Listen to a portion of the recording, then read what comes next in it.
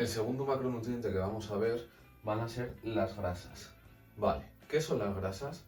Al final las grasas es una parte de lo que forman los lípidos. Entonces, ¿qué son los lípidos? Los lípidos son un grupo de sustancias insolubles en el agua, formados por triglicéricos, que comúnmente se llaman las grasas, fosfolípidos y esteroles. Ya que muchos de vosotros os habéis quedado igual básicamente con la definición, pues diréis, joder Adrián, si a mí me da igual, macho, me da igual saber lo que son, dime pues qué funciones tienen, las cantidades, etc. Así que pues para ese tipo de gente, vamos allá. Las funciones, básicamente las funciones más importantes de las grasas son 1. Almacenar energía. Como ya sabéis, después de los carbohidratos, el cuerpo tira de los lípidos, en este caso, para poder producir energía.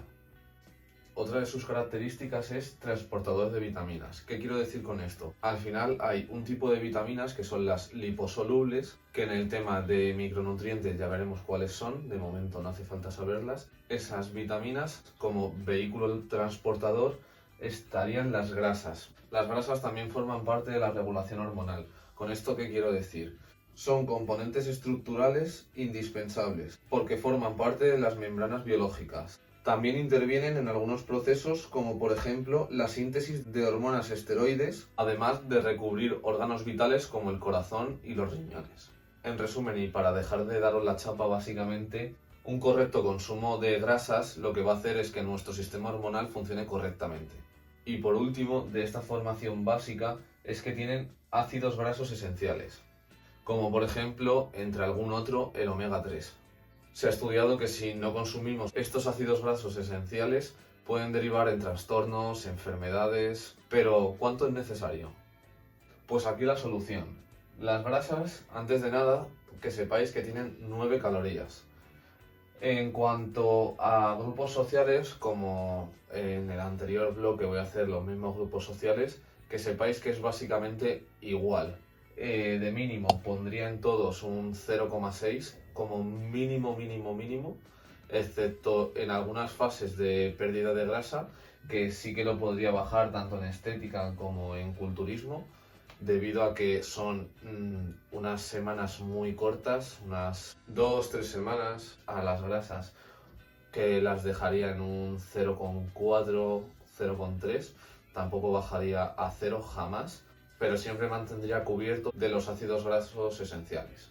Respecto a máximas, lo dejaría básicamente si tu dieta es acorde y normal, con sus respectivas proteínas y carbohidratos, es decir, una dieta que no fuese cetogénica. Cetogénica significa que es alta en grasas y cero hidratos, básicamente, muy bajos hidratos, que ahí podría ser llegar la posibilidad de tener un 60% de la dieta ser grasas, pero eso ya, como os he dicho con la proteína, tienes que individualizar y saber si esa dieta te funciona. Por lo general y por todos los estudios que hay y que yo por lo menos he leído, esas dietas solo le benefician a ciertas personas contadas con los dedos. O sea que básicamente en todas las dietas mantendría las grasas un 20, un 35% de las calorías totales, y lo que quiero hacer es una distinción entre hombre y mujer en este grupo debido a las funciones que hemos comentado antes.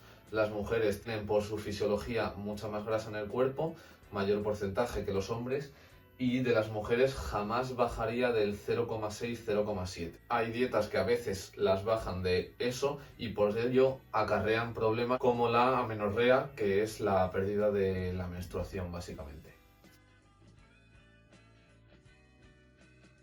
Una vez visto las cantidades mínimas y máximas para consumir de grasas, la siguiente pregunta es ¿dónde está? ¿Cuáles son los alimentos más ricos en grasas? Pues bien, está en los frutos secos, en las yemas de los huevos, en la leche que no es desnatada, el aguacate, los aceites, el de oliva, el de palma, el de girasol. Ahora vamos a ver cuáles son más saludables y menos saludables y por qué. Visto los alimentos donde están las grasas, vamos con los tipos. Están las saturadas, insaturadas y las grasas trans. Una vez que hemos visto que los ácidos grasos se dividen en tres, vamos con las saturadas. Las saturadas se encuentran en origen animal y vegetal. Vegetal sería, por ejemplo, los aceites como por ejemplo el de palma, el de coco, etc. Y en animal sería, por ejemplo, la mantequilla, la leche, la carne. ¿Qué pasa con estas grasas saturadas en nuestro organismo? Al final, las grasas saturadas lo que hacen es subir el colesterol en sangre, por lo que hay que tener cuidado con su consumo. Cuando acabe todos los tipos, daré unas directrices generales, por ejemplo, las cantidades, los porcentajes que son los recomendables según la OMS, para que los tengáis en cuenta. Los ácidos grasos insaturados se dividen en dos: monoinsaturados y poliinsaturados. Los monoinsaturados ayudan a disminuir el LDL y a subir el HDL. Los poliinsaturados, a su vez, se dividen en el omega 3 y el omega 6. El omega 6 disminuye tanto el colesterol bueno como el malo. Y lo pongo entre comillas precisamente porque no hay colesterol bueno ni malo. Si uno no está en su rango que tiene que estar, los dos son perjudiciales. Es decir, si el LDL da un rango por debajo al que tendría que estar, sería muy perjudicial y malo para nuestra salud. A su vez, el omega 3 ayuda al cuerpo a mantener el colesterol en rangos saludables. Por último, las grasas trans, que son básicamente insaturadas sometidas a hidrogenación, pero también pueden aparecer calentando aceites a alta temperatura. De ahí, por ejemplo, que digan que lo frito no es saludable. La característica de estas grasas trans es que ayudan a aumentar el LDL y ayudan a disminuir el HDL. Un ejemplo y el más claro de los insaturados es el aceite de oliva. Aprovechando que vivimos en España, tenemos que ser listos y consumir básicamente este oro líquido. Respecto a las recomendaciones que os comentaba antes, sería empezar, por ejemplo, con las insaturadas, que al final hemos visto que son las más saludables, por así decirlo.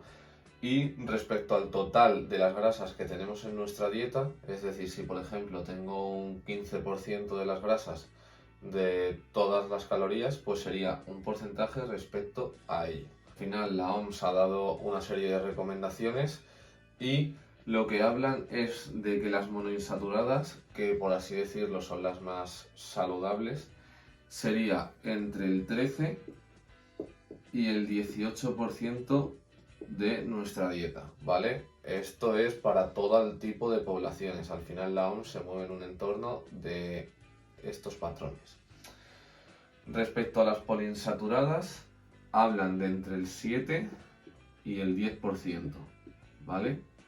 Y respecto a las saturadas, es menos del 7%.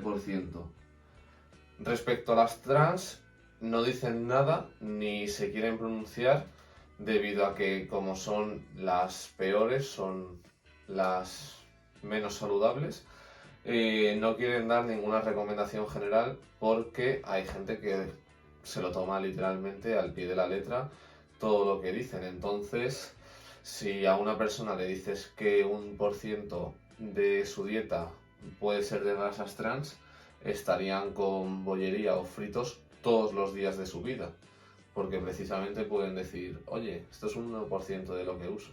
Entonces, básicamente a lo que se quieren referir es que las trans las dejéis para un día que tengáis una comida libre o os apetece, etc. No tenerlo como hábito. Eso es a lo que se refieren, ¿vale?